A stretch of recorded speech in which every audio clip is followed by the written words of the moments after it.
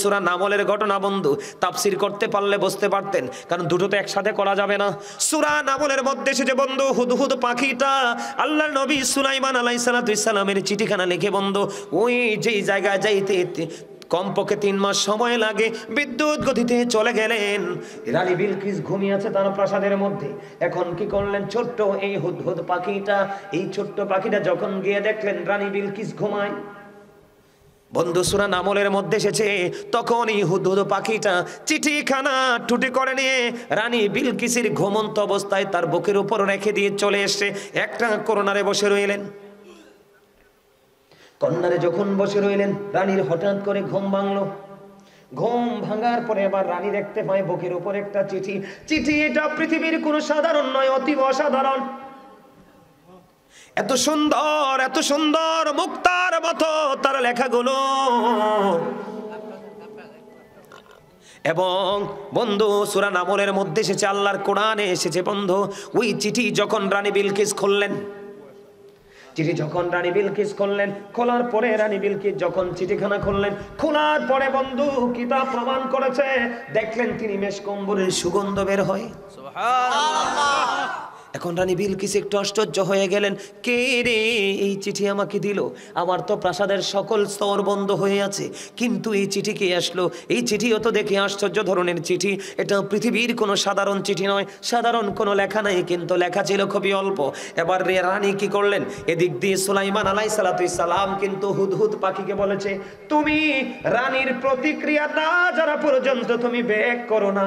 জোরে জোরে কন্যা সুবহানাল্লাহ। কে রানীর মনের ভাষা, রানীর প্রতিক্রিয়া জানা না পর্যন্ত তুমি সেখান থেকে রিটার্ন করো না, তুমি বসে বসে সব কিছু তাদের দেখবে। দেখার পরে বন্ধু এবার হুদহুদ পাখি ওই দিক দিয়ে বসে রয়েছে। রানী বিলকিস চিঠি খুলে দেখে চিঠির মধ্যে লেখা আছে, চিঠির মধ্যে লেখা আছে এমন লেখা যে রানী তুমি আমার কাছে বশ্যতা স্বীকার করো। জোরে জোরে কন্যা আল্লাহু আকবার। তার মানে মাথা নত করতে হবে, আল্লাহর নবীর কাছে আসতে হবে, মাথা নত করতে হবে। এবার রানীর মাথা নষ্ট হয়ে গেছে, এদিক দিয়ে হুদহুদ পাখি কিন্তু বসে বসে সব পর্যবেক্ষণ করতেছে। এবার রানী বিলকিস কি করলেন, সকল সেনাদেরকে নিয়ে রওনা ডাকলেন, মিটিং করলেন। মিটিং বন্ধু অনেক কথোপকথন হলো, হট্টগোল হলো। চিঠির মধ্যে হযরত সুলাইমান আলাইহিস সালাম বলেছে, তুমি যদি বশ্যতা স্বীকার না করো তাহলে তোমার সাবা নগরী আমি উড়িয়ে দিব। আল্লাহু আকবার, আল্লাহু আকবার বলেন না, আরো জোরে বলেন। কি করব? উড়িয়ে দিব। আর আমরা এখন অপরাধী যদি এক কাপ চা খাওয়াই তার পথে হাঁটি, মা কথা কয় না, এটা কি শিক্ষা না? কি অপরাধী যদি যত বড় অপরাধী হোক, আপনারা যদি কি দেখে বিড়ি সিগারেট পান বা যেটা পছন্দ করেন দে, আপনি তার পথে হাঁটবেন, সত্যকে গোপন করবেন। তা আপনি নবীর উম্মত হিসেবে দাবি করতে পারেননি নিজেরে। এবার হুদহুদ পাখি দেখেন কেমন শিকারী, আমরা আমাদের নবীর কথা মানি না, আর ওই ছোট্ট হুদহুদ পাখি নবীর কথা অক্ষর অক্ষরে মানতেছে। একটা পর্যায়ে ভদ্রভাবে আল্লাহর নবী সুলাইমান আলাইহিস সালাম রানী বিলকিসকে থ্রেটও দিয়েছে, স্মার্ট ভাবে, মার্জিত ভাবে। রানী বিলকিস আশ্চর্য হলেন, এটা সাধারণ কোনো লেখা না, সাধারণ কোনো মানুষের লেখা না, এটা আশ্চর্যজনক লেখা। একটা কাজ করো, সবাইকে ডাকলেন, সবাইকে নিয়ে মিটিং করলেন। হুদহুদ কিন্তু সব দেখতেছে। রানী বিলকিস এত বড় মিটিং এর মধ্যে বলতেছে, তোমরা মনে রাখবা যুদ্ধ কখনোই এক পক্ষ বিজয় হয়, এক পক্ষ পরাজয় হয়, কিন্তু যুদ্ধে কোনো পক্ষকেই পরিপূর্ণ নিয়ামত দিতে পারে না। যিনি বিজয়ী হয় ওনার অনেক ক্ষতি হয়, আর যিনি পরাজিত হয় ওনার অনেক ক্ষতি হয়, দুই পক্ষেরই ক্ষতি হয়। আমি যুদ্ধে জড়াতে চাই না, আমি কোনো যুদ্ধ করব না। সত্যি যদি তিনি আল্লাহর নবী হয় তাহলে আমি তার ধর্ম গ্রহণ করব। সুবহানাল্লাহ, আর যারা বলেন না সুবহানাল্লাহ। রানী বিলকিস দিয়ে দিলেন।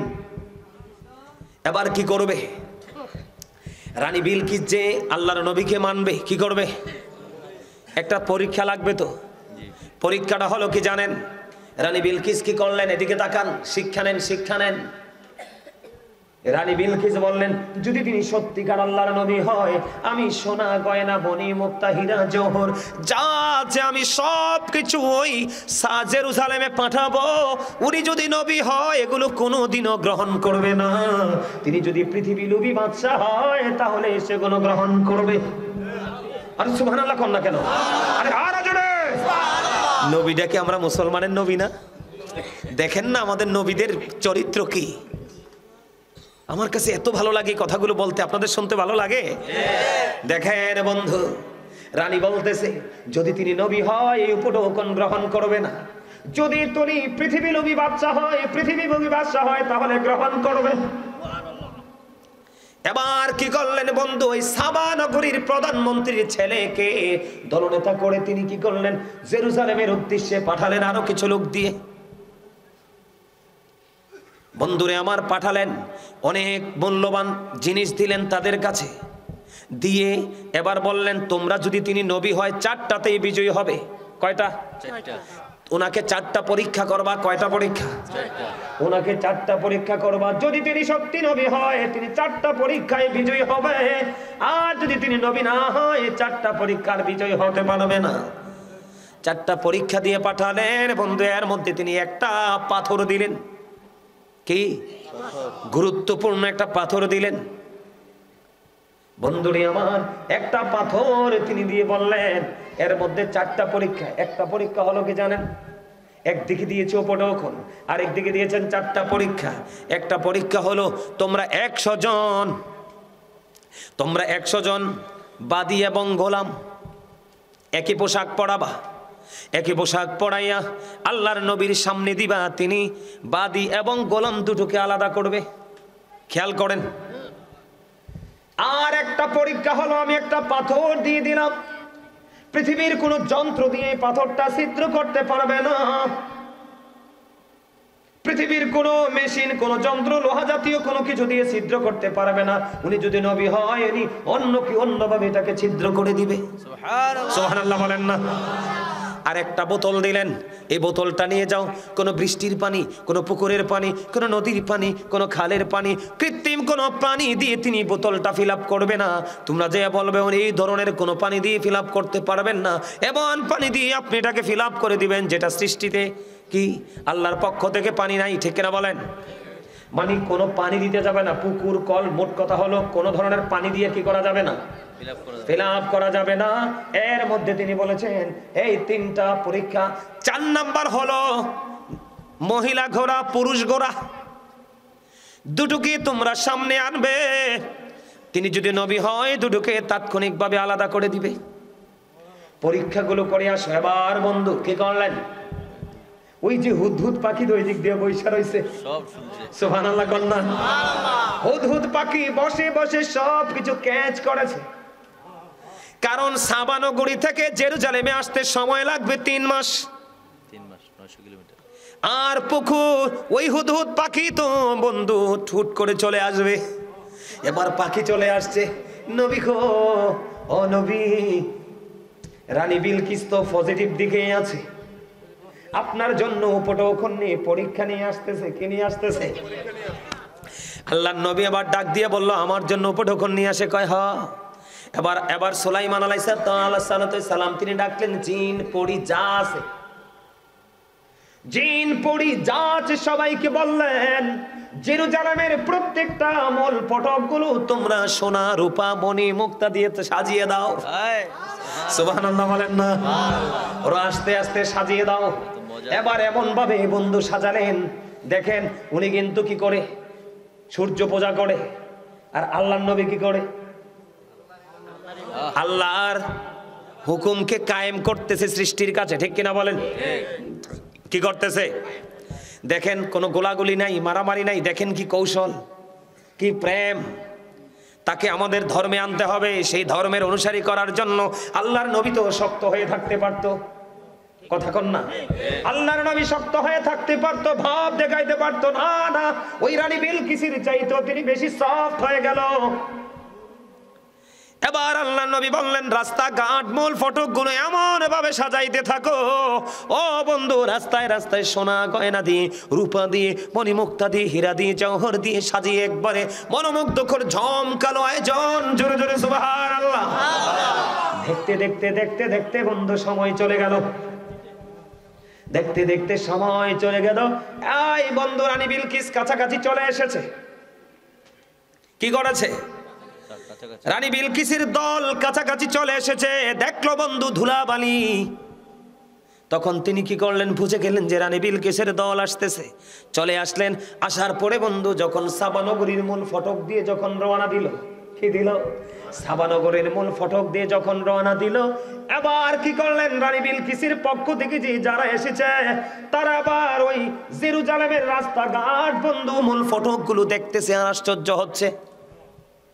কয় আমাদের রানী যে উপঢৌকন দিয়েছে, তিনি যদি সত্যি নবী হয়, ওনার কাছে এটা অতীব তুচ্ছ, এটা কেমন করে দেই, আমরা তো লজ্জা পাবো। তাদের মানসিকতার মধ্যে দেখে আসলো। দেখতে দেখতে দেখতে দেখতে বন্ধু তারা যতই দেখতেছে তারা অবাক হচ্ছে, যতই দেখতেছে তারা অবাক হচ্ছে। তারপরও রানীর কথা তো মানতে হয়।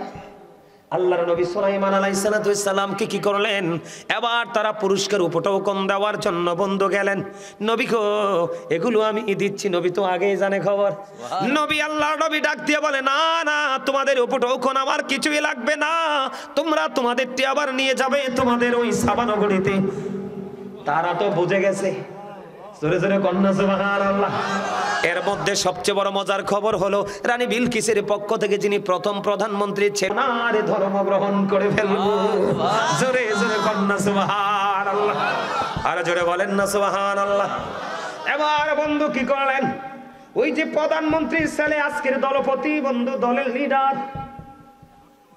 তিনি কয়েতে কোনো সন্দেহ নাই তিনি আল্লাহর নবী। কিন্তু আরেকটা তো বাকি আছে। পরীক্ষা কয়টা? আরো জোরে বলেন না, পরীক্ষা কয়টা? চারটা পরীক্ষা বন্ধু। কই নবী গো, রানী আমাদেরকে বলেছে আপনাকে চারটা ইন্টারভিউ নিতে। কয়টা? চারটা পরীক্ষা নিব। চারটা পরীক্ষা, চারটা পরীক্ষা আপনারা নিতে হবে। এবার কি করলেন, এবার এদিকে দেখান। ওই যে বলেছে 100 জন মহিলা এবং পুরুষ কাজের লোককে, 100 জনকে একই রকম পোশাক পরানো হলো। কি করানো হলো? একই রকম পোশাক পরানো হলো। পোশাক পরানোর পরে বন্ধু তাদের খাবারের আয়োজন করলো। দেখেন, খেয়াল করেন নবীদের ব্রেন কি। নবীজি বললেন, খাবার খাওয়ার জন্য তোমরা হাত দাও। কি করো? এবার বন্ধু যারা হাতের কবজি পর্যন্ত ধুইলেন, নবীজি বললেন এরা সবাই পুরুষ আর বাকিরা নারী। মানে যারা কি করলেন, হাতের কবজি পর্যন্ত ধুইলেন, তারা সবাই পুরুষ। একটা পরীক্ষায় বিজয়ী। 2 নাম্বার হলো ওই যে মহিলা ঘোড়ার পুরুষ ঘোড়া। নবীজি বললেন, ওই যে আল্লাহর নবী বললেন তোমরা কিছু খানার আয়োজন করো পশুর জন্য, ঘোড়ার জন্য। এখন বন্ধু খাবারের যখন আয়োজন করা হলো, খাবারের আয়োজন করার পরে নবীজি চাইয়া দেখলেন খাবারের জন্য ছাড়ার পরে যেটা দ্রুত চড়ে আসতেছে, আল্লাহ নবী বললেন এগুলো সব মহিলা ঘোড়া, আর যেটা স্লো আসতেছে এগুলো সবগুলো পুরুষ। জোরে জোরে সুবহানাল্লাহ। একটা পাথর দিয়ে দিয়েছেন ছিদ্র করার জন্য, কোনো যন্ত্র দিয়ে ছিদ্র করা যাবে না। এবার বন্ধু বলার পরে আল্লাহর নবী একটা পোকাকে ডাক দিয়ে বললেন এটার মধ্যে ঢুক। সুবহানাল্লাহ বলেন না। পোকা বন্ধু এটার মধ্যে ঢুকলো, ঢোকার সাথে সাথে ছিদ্র হয়ে গেল। পরীক্ষা 3টা শেষ। আর হলো বোতল, বৃষ্টির পানি, ঝর্ণার পানি, নদীর পানি, কোন রকমের পানি দিয়ে ফিল আপ করা যাবে না। এবার কি করলেন, আল্লাহর নবী সুলাইমান আলাইহিস সালাম বললেন কিছু ঘোড়াকে বললেন দ্রুত দৌড়াতে দেখো। ঘোড়াগুলো যখন দৌড়াইতে দৌড়াইতে দৌড়াইতে দৌড়াইতে কাছে চলে আসলো, এবার বন্ধু চাইয়া দেখে ঘোড়ার গা দিয়ে বে ঘাম পড়তেছে। এবার বলল বোতল ধরো। ওই ঘোড়ার ঘামে বোতল ভরে গেল। জুড়ে জুড়ে কন্যা সুবহানাল্লাহ। আর যারা বলেন সুবহানাল্লাহ, আর একটু মহাব্বতে বলুন সুবহানাল্লাহ। মজা না? জি। আরে কি কর?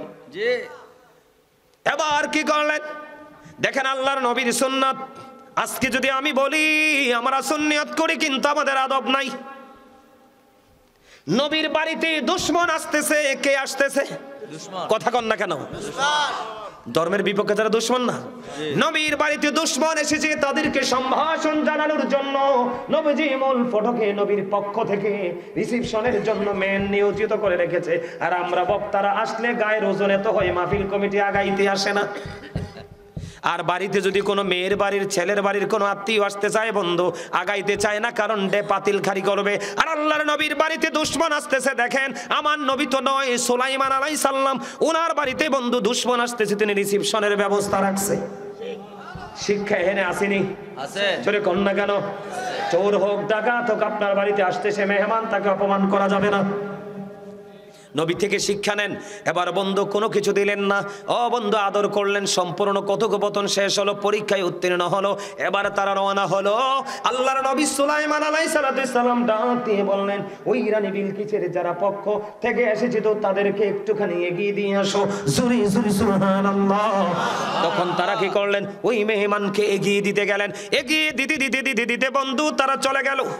এই দিক দিয়ে আল্লাহর নবী সুলাইমান আলাইহিস সালাম হুদহুদ পাখিকে আবার পাঠিয়ে দিলেন, যা রানী বিলকিসের বাড়ি যা। তার সঙ্গীরা গিয়ে কি বলে দেখ।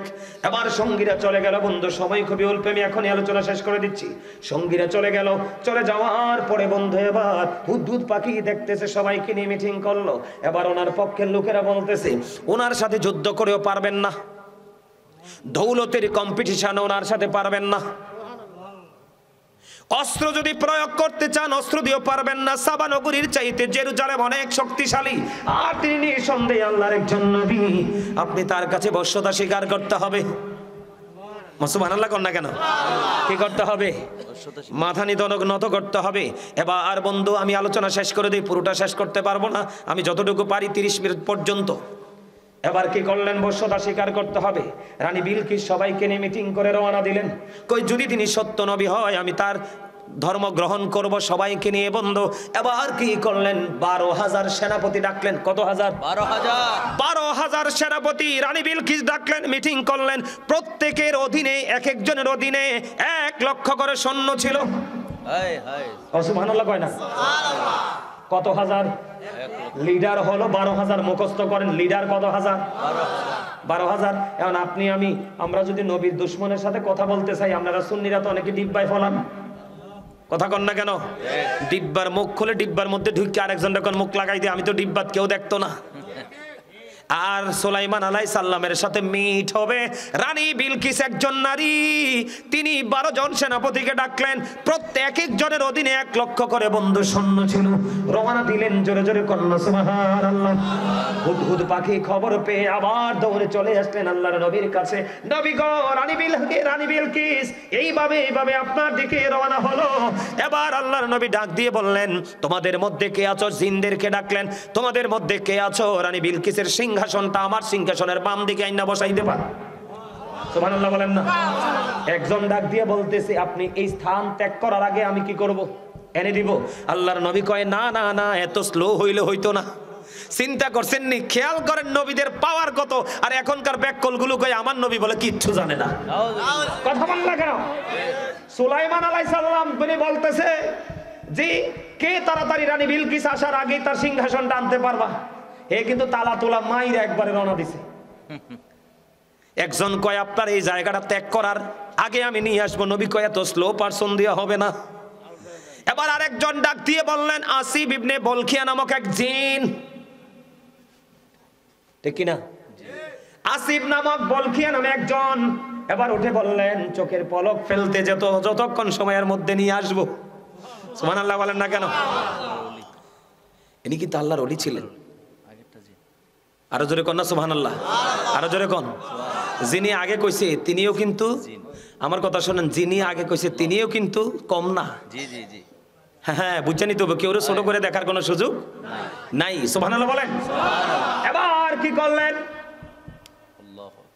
যখন বন্ধু রানী বিলকিসের সিংহাসন নিয়ে আসলো, বাম দিকে বসাই দিল, আল্লাহর নবী কয় এটার কালার চেঞ্জ করো। সুবহানাল্লাহ কর না। যদি রানী সত্যি বুদ্ধিমান হয়ে থাকে রে, কালার যতই পাল্টাও তার সিংহাসন চিনে ফেলবে। বন্ধুরে আবার রানী বিলকিস আসলো। আসার পরে আল্লাহর নবী সুলাইমান আলাইহিস সালামের সাবা নগরী থেকে জেরুজালেম পর্যন্ত চলে আসলো। উনি যে পরীক্ষা করলেন, সকল পরীক্ষায় তিনি বুঝতে পারলেন যে তিনি সত্যিকারের একজন আল্লাহর নবী। কে? সুবহানাল্লাহ বলেন না? সত্যিকারের তিনি একজন আল্লাহর নবী, এতে কোনো সন্দেহ নাই। এবার কি করলেন বন্ধুরে আমার? রানী বিলকিসকে যতই সাবা নগরী জেরুজালেমে আসার পরে যতই তিনি জেরুজালেমের ভিতরে ঢুকে রানী বিলকিসের মন ততই আল্লাহর নবীর প্রতি দুর্বল হয়। যতই জেরুজালেম ভ্রমণ করে ততই আল্লাহর নবীর প্রতি তার আকৃষ্টতা বেড়ে যায়। সুবহানাল্লাহ বলেন, আরো জোরে কন্যা। আর তোমরা এখন প্রেম করো জোর করে মাইয়া তুল্লা লইয়াইও, ঠিক কিনা? আর যদি মাইয়া আইতো না চাই কোনো ভাই বাধা দে, বাইরে ধরে বাইন্দা ফিটাও। শিখো প্রেম কেমন করে করতে হয়। প্রেমের কৌশল হলো বড় কৌশল। কথা কয় না? এনকার ফলাইনে মারে না, কথা কন না কেন? কারণ ইতিহাস তো জানা নাই, তো মারবো না তো কি করবো, ঠিক না বেটি? এবার কি করলেন? রানী জেরুজালেমে ঢুকলো, আল্লাহর নবীর প্রতি দুর্বল হতে লাগলো, অনেক চাকচিক্যময় পরিবেশ তৈরি করলো। রানী হাঁটার জন্য বন্ধু কৃত্রিম ভাবে গ্লাস দিয়ে বন্ধু কি করলো, কৃত্রিম ভাবে অনেক ডিজাইনেবল করে সাজালো। সর্বশেষে রানী সিদ্ধান্ত করলো, না না না, আমি এই আল্লাহর নবী, তিনি সত্যিকারের নবী, আমি যদি ওনার বিবি হতে পারি আমার নসিব বড় খুশ নসিব। আমি আজকে এসেছি একা, কিন্তু আমি একা যাব না। এবার রানী মনে মনে হযরত সুলাইমান আলাইহিস সালামকে তার জীবন সঙ্গিনী ভাবতে লাগলো। আল্লাহর নবী একটা পর্যায়ে কি করলো, ওই রানী বিলকিসকে বন্ধু বিয়ের প্রস্তাব দিল। রানী মনে মনে কয়, আমি তো এটাই চেয়েছিলাম। জোরে কন্যা সুবহানাল্লাহ, আর জোরে কন্যা সুবহানাল্লাহ। বন্ধুরে আমার, সর্বশেষে রানী বিলকিসের সাথে বিয়ে হয়ে গেল, হযরত সুলাইমান আলাইহিস সালামের বিয়ে হয়ে গেল। সর্বশেষে বন্ধু তিনি আবার কি করলেন, তিনি সাবা নগরীতে রানী বিলকিসকে আবার তার ওই জায়গায় কি করলেন, স্থানান্তরিত করলেন। কিতাবের মধ্যে এসছে রানী বিলকিস প্রতিদিন রানী বিলকিসের যেই সাবা নগরীতে জেরুজালেম থেকে আল্লাহর নবী প্রতি মাসে 3 দিন যাইতেন। সুবহানাল্লাহ বলেন না কেন? কয়দিন যাইতেন? 3 দিন। এখন আমার এই ঘটনাটা বলার কারণ হলো বন্ধু, মজার ঘটনাটা আরো অনেকটা বাকি আছে, বলবো না, তবে বিয়েটা দিয়ে শেষ করে দিলাম। এখানে এটা বলার কারণ হলো আপনার আমার মারামারি দিয়ে সমাধান চাই, কিন্তু আল্লাহর নবীর এই বিয়ে থেকে, হুদহুদ পাখির ঘটনা থেকে সত্যবাদীদের মাধ্যমে সত্য সংগ্রহ করতে হবে। সত্যটা যখন আপনার চোখের সামনে চলে আসবে, কৌশল অবলম্বন করে সকল সমস্যার সমাধান করতে হবে। বিশেষ করে ইসলামকে আপনি যদি ডেভেলপ করতে চান, ইসলামকে যদি আপনি মানুষের কলিজায় ঢুকিয়ে দিতে চান, বেঈমান কাফের মুশরিকদের যদি বন্ধু আপনি ইসলামের দিকে ধাবিত করতে চান, এবং আপনি যদি আপনার প্রেমিকাকে নিজের আপন করে পেতে চান, কোন প্রেমিকা যদি তার প্রেমিককে আপন করে পেতে চান, তাহলে আল্লাহর নবীদের জীবনকে ফলো করতে হবে, তাদের কৌশলকে ফলো করতে হবে। যেমন আমি আপনাদেরকে এক্সাম্পল দিই, আর বাকি আছে কয় মিনিট? আমার আরো তো টাইম আছে রে, শেষ করলাম কি লিখে? আরো আছে আমার 12 মিনিট। ওয়াজটাকে আর একটু করবো? করবো আরো সরে সুবহানাল্লাহ কোন আর একটু মহব্বতে। কে কইছে আপনাদের এলাকার যুবকদের অন্তরে প্রেম নাই? আমি কাপড় খুলে ফেলছে, আরো ধরে কোন আলহামদুলিল্লাহ। আমি চাই তোমরা দুনিয়ার কাজের সময় দুনিয়ার কাজ করো, স্কুলে যাওয়ার সময় স্কুলে যাও, ইউনিভার্সিটিতে যাওয়ার সময় ইউনিভার্সিটিতে যাও, শুক্রবারে জুমার দিনে সবার সাথে স্মার্ট ভাবে তুমি রূপান্তরিত ভাবে সেজে যাও। এটা হলো প্রকৃত মুসলমানের কাজ, ঠিক না? ঠিক। তুমি আজকে যেমনি মাহফিলে খ্যাত মার্কা পোশাক নিয়ে আইছো, জুমার দিনে নবীজি কইছে খ্যাত নিয়ে যাইও না, সবচেয়ে স্মার্ট পোশাক পরো, সবচেয়ে সুগন্ধি পাওয়ারফুল সুগন্ধি লাগাও, সবার আগে মসজিদে হেঁটে হেঁটে যাও, গাড়ি দিয়ে না। সুবহানাল্লাহ বলেন না? আরো জোরে বলেন সুবহানাল্লাহ। কি হয়ে গেল?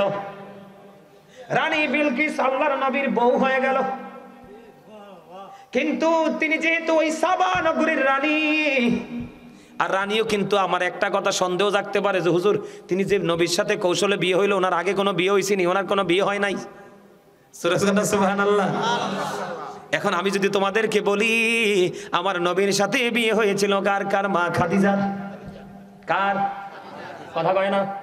এই যে সময়টা আছে, এই সময়টার মধ্যে বন্ধু আমি তোমাদেরকে আরেকটা প্রেমের গল্প বলবো। আর তোমার আমার প্রেমের নবী, প্রাণের নবী, হৃদয়ের নবী, কলিজার নবী হলো সরকারে মদিনা, তোমার আমার আকা ইমামুল মুরসালিন রাহমাতাল লিল আলামিন, আল্লাহর প্রিয় হাবিব হাবিবুল্লাহ। তুমি নবীকে কেমন করে ভালোবাসো? মা খাদিজার আগে 2টা বিয়ে হয়েছিল। কয়টা? 2টা। মা খাদিজার আগে 2টা বিয়ে হয়েছিল, স্বামীগুলো মারা গেল। সম্পত্তিগুলো এখনকার বউরা জামাইয়ের পকেট কেটে চুরি করে বাবার বাড়ি নিয়ে রাখে, আবার সময় মতে জামাই রান্না দিয়া খোটা দেয়। আর মা খাদিজার জীবনী দেখো। মা খাদিজার দুই স্বামীর ঘরের যে সম্পদ কারো, এই সম্পদগুলো নিয়ে আসলেন। আপনার আমার নবীর সাথে বিয়ে হলো, কেমনে বিয়ে হয়েছে বন্ধু? মা খাদিজা একদিন স্বপ্নে দেখলেন আকাশ থেকে যেন বন্ধু চাঁদ এসে মা খাদিজার বুকে আশ্রয় নিল। মা খাদিজা স্বপ্ন দেখে আশ্চর্য হয়ে গেলেন, এই কেমন স্বপ্ন, আশ্চর্যময় প্রেমের স্বপ্ন আমি দেখতে পাইলাম। আকাশের চাঁদ নেমে এসে যেন আমার বুকের মধ্যে আশ্রয় নিল। মা খাদিজা বললেন, যখন আমি চাঁদ বুকে আসলো আমি এটাকে আদর করে চেপে ধরলাম। ধরার পরে আমার পুরো হৃদয় প্রশান্তিতে ভরে গেল। এটা কেমন চাঁদ, এটা কোন চাঁদ আমি বুঝতে পারি না বন্ধু। তৎকালীন সময়ে তাই ধর্মযাজক ছিল Waraqah ibn Nawfal. Waraqah ibn নওফেলের কাছে গেলেন মা খাদিজা জানার জন্য, আমি এই স্বপ্ন দেখেছি। এবার ওয়ারাকা ইবনে নওফেল বলে, খাদিজা, খাদিজা রে, ও খাদিজা, তোমাকে আমি কেমন করে বুঝাইয়া বলবো রে খাদিজা, এটা পৃথিবীর আল্লাহর সৃষ্টি কোনো সাধারণ চাঁদ না। এটা ওই চাঁদ যেই চাঁদ না উঠলে আকাশের চাঁদ উঠতো না। ওই চাঁদ যদি না উঠতো সূর্য তোমরা দেখতা না। ও খাদিজা, এটা হলো আখির নবী আল্লাহর প্রিয় হাবিব হাবিবুল্লাহ পৃথিবীতে আসবে, আর ওই হাবিবুল্লাহর বিবি হবে তুমি খাদিজা। জোরে কন্যা সুবহানাল্লাহ। আল্লাহু আকবার। আরে রিসালাত ইয়া রাসূলুল্লাহ। নবী ওলির দুশমনেরা হুশিয়ার সাবধান। পাগলা ওদি আছে একটা, থ্যাংক ইউ। এমনি কই বাবাটা তোরা চুপ করে বইথস কিল্লাই, নবীর সৈনিক সৈনিকে সৈনিকের মতো বাঁচবা, ঠিক করে বলেন কি? ওয়ারাকা ইবনে নওফেল ডাক দিয়া কয়, খাদিজা তোমার তো কপাল খুলে গেছে রে বন্ধু। মা খাদিজা সেদিন থেকে নবীকে কাছে পাহাড় প্রহর গনতে লাগলো। গনতে গনতে গনতে গনতে একটা সময় বন্ধু মা খাদিজার ব্যবসাকে ডেভেলপ করার জন্য আপনার আমার নবীকে দিয়ে, আপনার আমার নবীকে নিয়ে মা খাদিজা ওই বুশরা সিরিয়ার উদ্দেশ্যে পাঠালো। সুবহানাল্লাহ। সিরিয়ার পার্শ্ববর্তী শহরে, সিরিয়ার পার্শ্ববর্তী শহর বুশরায় যখন চলে গেল, মা খাদিজার বন্ধু জীবনী পড়ে পাইলাম, কিতাব পড়ে দেখলাম, মা খাদিজার জীবনে যত বিজনেস করেছে আমার নবী যেদিন বন্ধু ব্যবসার মাল নিয়ে গিয়েছিল সেই দিন সিরিয়া পর্যন্ত পৌঁছানোর প্রয়োজন হয় নাই। পার্শ্ববর্তী শহর বুশরায় যখন চলে গেল সকল মাল বন্ধু বিক্রি হয়ে গেল। খাদিজার জীবনের সবচেয়ে সেরা মুনাফা সেদিন এসেছিল। জোরে জোরে কন্যা সুবহানাল্লাহ। ওই যে দেখো আমার দাদা চোখের পানিগুলো ঝর্ণার মতো পড়তেছে। ও বন্ধু, তাদের সিনাই কেমন প্রেম আমার নবীর প্রতি। ওনার মনের মধ্যে নবীর প্রেমের ঢেউ শুরু হয়ে গেছে। উনি হয়তো মনে মনে ভাবতেছে যে হুজুর মা খাদিজা নবীকে কেমন করে ভালোবাসলো গো, আমি তো আমার নবীকে তেমন করে ভালোবাসতে পারলাম না, আমি কেমন করে নবীর উম্মত বলে নিজেকে পরিচয় দেব। ওনার কান্না দেখেন ঢেউ বন্ধু শুরু হয়ে গেছে প্রেমের নদীতে। বন্ধুরে আমার মা খাদিজা এমন একজন মহিলা ছিলেন বন্ধু, আমার নবীকে এত বেশি ভালোবাসতো রে, নিজে যে বন্ধু আগে 2টা বিবাহ হয়েছিল, তৃতীয়বার আমার নবীর সাথে বন্ধু তিনি যুক্ত হয়েছে, কিন্তু ওনার মধ্যে কোনো কিছুরই কোনো কমতি ছিল না। জুড়ে জুড়ে কন্যা সুবহানাল্লাহ। আসেন চলে নারে তাকবীর, আল্লাহু আকবার, নারে রিসালাত, ইয়া রাসূলুল্লাহ। বিশ্বহুজুরের আগমন, শুভেচ্ছার স্বাগত, শীতলা দরবার শরীফের বিশ্বহুজুরের আগমন, শুভেচ্ছার স্বাগত, হযরত মাওলানা রুহুল পীর সাহেবের আগমন, শুভেচ্ছার স্বাগত। যুব সমাজের পক্ষ থেকে লাল গোলাপ শুভেচ্ছা, লাল গোলাপ শুভেচ্ছা যুব সমাজের পক্ষ থেকে। সম্মানিত উপস্থিতি, হাই পাওয়ার যখন চলে আসে স্লো পাওয়ারের কোনো মূল্য থাকে না, ঠিক না? অটোই পাওয়ারলেস হয়ে যায়, ঠিক না বলেন? একজন পীর সাহেব চলে আসছে এখানে, আমার কথা বলাটা বেয়াদবি ছাড়ার কিছুই নয়, তবে সর্বশেষ একটা বলে শেষ করে দেই। মা খাদিজাকে নবীজি ভালোবেসেছিলেন, এত বেশি ভালোবেসেছিলেন, মা আয়েশা একদিন অত্যন্ত আবেগঘন মুহূর্ত মা আয়েশার মধ্যে তৈরি হলো। মা আয়েশা ডেকে বলে, আমার নবীজি যখন খাদিজাকে নিয়ে কথা বলতে থাকতেন, কি করতে থাকতেন? খাদিজাকে নিয়ে যখন নবীজি কোনো কথা বলতে থাকতেন, নবীজি বলতেই থাকতেন বলতেই থাকতেন, আমি আমার নবীর মধ্যে কোনো ধরনের কোনো ক্লান্তি দেখিনি। কত মোহাব্বত ছিল, প্রেম ছিল। এবং মা খাদিজা যখন চলে গেছে, আমার নবী মা খাদিজার কবরের পাশে দাঁড়ায় দাঁড়িয়ে কান্দে। আমার আল্লাহ ডাক দিয়ে কো জিব্রাইল, আমার হাবিব কি জিগাও তো কেন কান্দে? আল্লাহ কি জানে না? কথা বলেন, জানে কি জানে না? কেন কান্দে? আমার আল্লাহ দরখাস্ত দিলে, আল্লাহ গো আমার খাদিজা তো চলে গেছে, মুনকার নাকিরের প্রশ্নের জবাবটা কেমনে দিব আমার খাদিজা? আমার আল্লাহ ডাক দিয়ে আমার নবীকে বলে, হাবিব হাবিব গো, আমি আল্লাহ কথা দিলাম গো, আমি ওই খাদিজার কবরে ফেরেশতাই পাঠাবো না প্রশ্নের জন্য। খাদিজার কবরে প্রশ্ন করতে কোনো ফেরেশতা আসে না। এই যুগে আইসা ডিজিটাল মৌলবীরা আমার মা মুমিনের মা খাদিজাকে নিয়ে বিরূপ মন্তব্য করে। আপনারা জানেন কিনা জানি না বন্ধু, খাদিজার চেহারা মোবারক বন্ধু কেবলার দিকে ফিরাইয়া দেয়, অটোই খাদিজার চেহারাটা বন্ধু সোজা হয়ে যায়, আবার বন্ধু ফিরাইয়া দেয়, আবার অটো সোজা হয়ে যায়। ও বন্ধু, আমার নবী চিন্তায় পড়ে গেল, কেন রে খাদিজার এমন অবস্থা? এবার আবার আল্লাহ একটা ডাক দিয়া বলে, হাবিব হাবিবি গো, ও হাবিব, আপনি তো আমার প্রিয় বন্ধু, আপনার জন্য খাদিজা যেই ত্যাগ করেছে গো, আমি আল্লাহ খাদিজার প্রতি আমার রহমত, আমার ভালোবাসা, আমার মায়া খাদিজার উপরে আছে গো। হাবিব, আমার খাদিজার চেহারাটা ওই দিকে থাক, আমি চাই না, আমি চাই খাদিজার চেহারায় আমার আরশের দিকে থাকো। জোরে জোরে কন্যা সুবহানাল্লাহ। আপনারা জানেন কিনা জানি না বন্ধু, এখন যে আমরা যাই কোথায়? জাবালে নূর গেছেন নি আপনারা? এখনকার যুগের বেড়াই তো উঠতে পারে না, কথা কন না কেন? আর সেই পাহাড়ে মা খাদিজা আমার নবীর জন্য খাবার নিয়ে প্রতিনিয়ত আসতো। সুবহানাল্লাহ বলেন না? একদিন খাদিজা খাবার নিয়ে রওনা দিল, আমার আল্লাহ জিব্রাইল পাঠাই দিল। জিব্রাইল আয়েশা বলে, ইয়া রাসূলুল্লাহ, ইয়া হাবিবাল্লাহ, নবী গো, ও প্রাণের নবী, আপনার কাছে খাদিজা তো আসতেছে গো নবী। আল্লাহ রাব্বুল আলামিন খাদিজার জন্য সালাম পৌঁছে দিয়েছে। ইয়া রাসূলুল্লাহ, আল্লাহর পক্ষ থেকে খাদিজাকে সালাম দিবেন। আমি জিব্রাইল বললাম, নবী গো, আমি জিব্রাইলের পক্ষ থেকেও খাদিজাকে সালাম দিবেন। জোরে জোরে কন্যা সুবহানাল্লাহ। আমার নবী প্রেম শিখাইয়া গেছে, স্বামী স্ত্রীর বন্ধন কেমন করে ধরে রাখতে হয় সেটা শিখাই গেছে। যুবক, এখনকার ছেলে মেয়েরা ম্যাক্সিমাম ইঁদুর বিড়ালের মতো জীবনযাপন করছে, স্বামী স্ত্রী মধ্যে বন্ধন নাই। মনে রাখবা, আমি শেষ করে দিচ্ছি, মেয়েরা বাঁকা হাড্ডি দিয়ে তৈরি। কি হাড্ডি? নবীজি বলে দিয়েছে, তারা 100টা দোষ করবো। কয়টা? তুমি স্বামী হিসাবে তাকে 99টা ক্ষমা করে দিবা। কি করে দিবা? একটার জন্য তাকে শাসন করবা, কারণ একেবারে ফেলে রাখলে জং ধরে যাবে, আবার একেবারে যদি বেশি শাসন করো ভেঙে যাবে। ভাঙ্গাও যাবে না, ফেলে রাখাও। মনে রাখছো বউর সাথে কিভাবে চলতে হবে, বুঝতে পারছো? বলে আবার আসো, বলে হুজুর আমার বউ তো আমার মারে দেখতেই পারে না। নবীজি বলছে, এরপরে মারে আঘাত করা যাবে না, বউরে তালাক দিয়ে দাও, তাকে মোহরানা দিয়ে সসম্মানে তাকে কি দিয়ে দাও। তবে শুরুতেই না, অনেক চেষ্টার পরে, অনেক পরিশ্রমের করে, যাচাই বাছাই করার পরে। কথা ঠিক আছে? মা বোনদেরকেও বলবো, আপনারা আপনাদের স্বামীর সাথে ভালো সুন্দর আচরণ করবেন, সুন্দর করে চলাফেরা করবেন, কারণ স্বামীর পায়ের নিচে স্ত্রীর জান্নাত। Paradise of the child under the feet of the mother. মায়ের পায়ের নিচে সন্তানের জান্নাত। The wife's paradise under the feet of the husband. মায়ের পায়ের নিচে যেমন সন্তানের জান্নাত, স্বামীর পায়ের নিচে তেমনি স্ত্রীর জান্নাত। আমি আপনাদেরকে বলে যাই, আপনাদের ছেলে মেয়েরা নষ্ট হয়ে গেছে, ছেলেরা ইসলামের রঙে রঙিন হতে পারছে না, বেঈমান কাফেরদের সংস্কৃতিকে চর্চা করতে করতে, লালন করতে করতে। আমি আপনাদেরকে বিনীতভাবে বলবো, we should Obi our parents. আমাদের প্রত্যেকের উচিত আমাদের পিতামাতাকে মান্য করা। আর পিতামাতা যারা, আপনাদেরকে বলবো, every parent should take care their children very carefully. প্রত্যেকটা পিতামাতার উচিত তাদের সন্তানের দায়িত্ব যত্ন সহকারে পালন করা। আল্লাহ যেন আমাদেরকে আমাদের সন্তান, সন্ততি, আপন পাড়াপড়শি এবং সামাজিক বন্ধনে আবদ্ধ হওয়ার জন্য যেই যেই কাজগুলো করা দরকার, নিজে না বুঝলে হক্কানি আলেমদের থেকে জেনে শিখে বুঝে আমরা যেন একটা